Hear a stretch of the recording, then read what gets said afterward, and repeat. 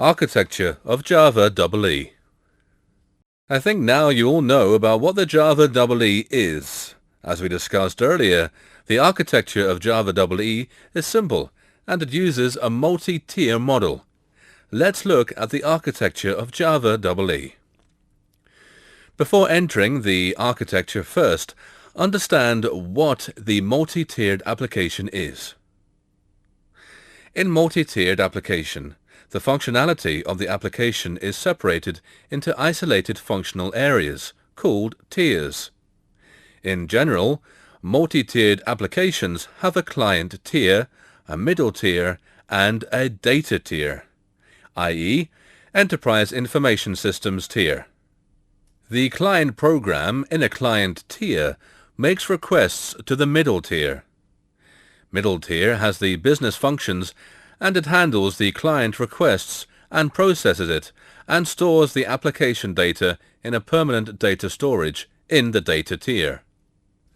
As a Java.EE developer, we have to mainly concentrate on a middle tier to make enterprise application management easier, robust, and more secure. As we quoted earlier, Java.EE uses the multi-tier architecture. Here is the diagrammatic representation of architecture of Java.EE. We have 3 tiers in this architecture.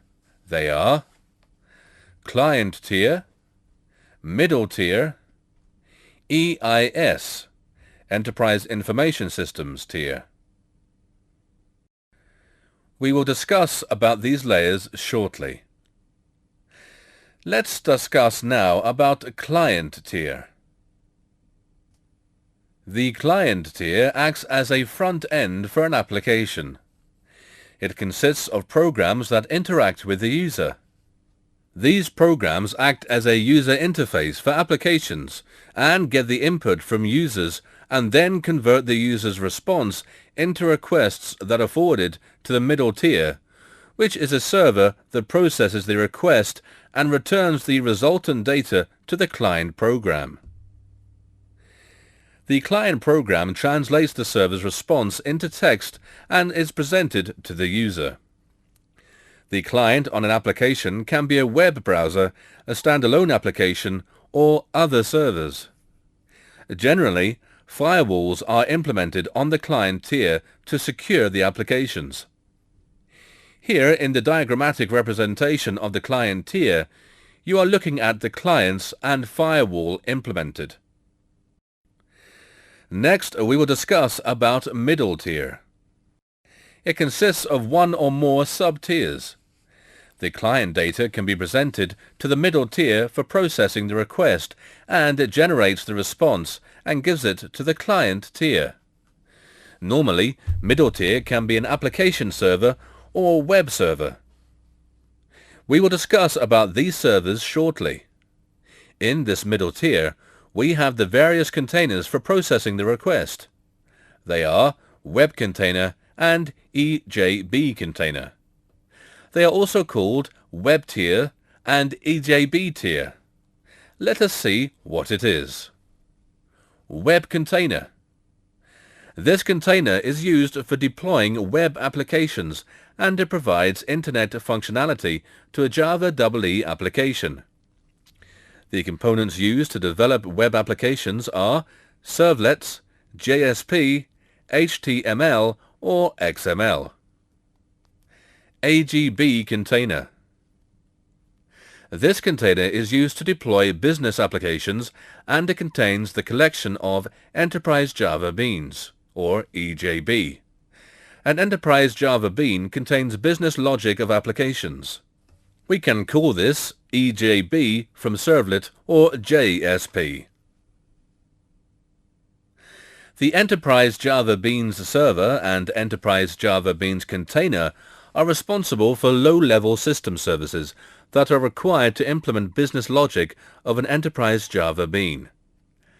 The system services are resource pooling, distributed object protocols, thread management, state management, process management, object persistence, security, and deploy time configuration. We will discuss about the container and its development components in the upcoming chapters in detail. Some more components are used in these tiers to enhance the application development, and they are called Java Mail, JMS, etc. As we discussed earlier, middle tier is the important one in the Java.EE application development. Now you are seeing the picture representing the middle tier. The various containers, web and EJB container, and some more components are in this tier.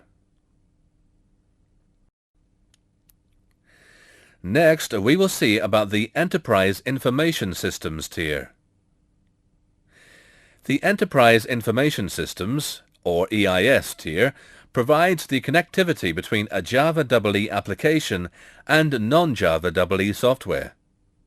These include a variety of resources such as database servers, enterprise resource planning, or ERP, and legacy systems, and systems provided by third parties that are accessible to components in the Java.EE infrastructure. Normally, it should be the back end for an application. This tier provides flexibility to developers of Java.EE applications because developers can leverage existing systems and resources currently available in the market and do not need to replicate them in Java.EE. We can achieve this connectivity through the use of Corba and Java connectors or through proprietary protocols. Here is the diagram that shows the EIS tier in which you are able to see the components in this tier. Now let's look at the diagrammatic representation of the whole multi-tier architecture in relation between the components and the flow of request. It shows clearly all the points that we have discussed here. Just observe this for a few seconds. Here we have discussed about the various containers, and remember that it is not essential to use all the containers in an application. It may differ according to their applications. Also, most of the requests from the client are processed by components on the web tier. I am sure that now you've got an idea about the Java.EE architecture. We will discuss the various components used for application development in the upcoming lessons.